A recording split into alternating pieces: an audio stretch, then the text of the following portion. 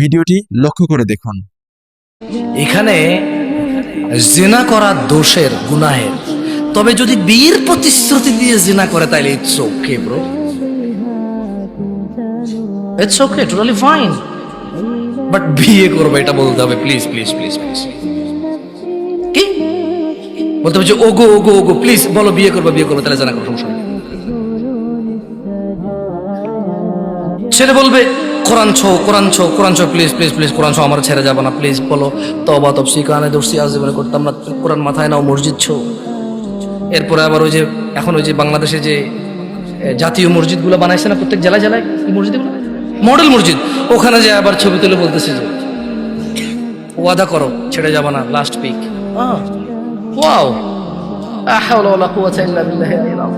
মসজিদকে সাক্ষী রেখে বলছে যে বিয়ে করবে, সো এখন জানা করতে পারো, সমস্যা নেই।